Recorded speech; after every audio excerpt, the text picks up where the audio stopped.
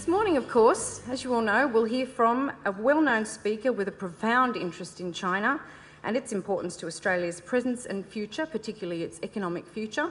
And that, of course, is the Minister for Foreign Affairs, the Honourable Kevin Rudd MP. Let me go to the topic for today. And the reason for this, and it'll be one of a series of engagements with the Australian business community between myself and the Trade Minister, Craig Emerson, a fellow Queenslander, both here in Sydney, Melbourne, I think we're speaking in Perth as well, is with one single mission in mind, and that is to cause the Australian business community to reinvent their own concept of China and the Chinese economy. And what do I mean by that? I'll go through the presentation shortly, but we have been riding with a set of assumptions as Australian corporates about China over the last 25 years. And this has been a phenomenal partnership to the point where China today is Australia's largest trading partner. That was inconceivable 25 years ago. But this whole period, which has had, frankly, cooperation in the resources and energy sector at its core, has seen phenomenal growth in the bilateral trade and investment relationship. But why I say we need to reinvent the way in which we think about the Australia-China economic relationship is that China itself is now changing. They are changing their growth model.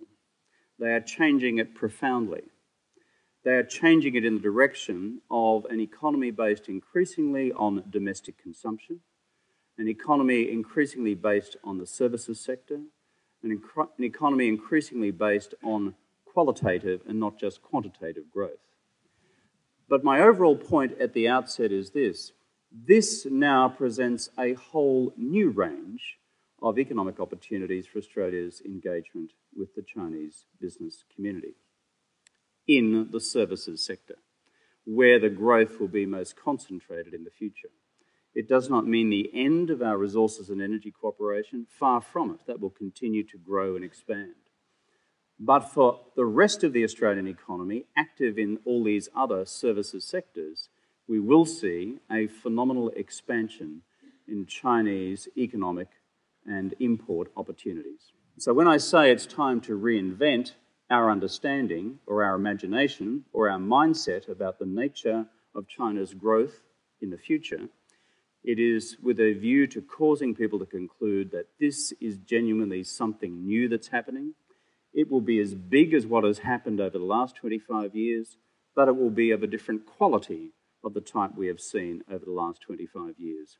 And the opportunities it therefore presents for Australia will be great indeed.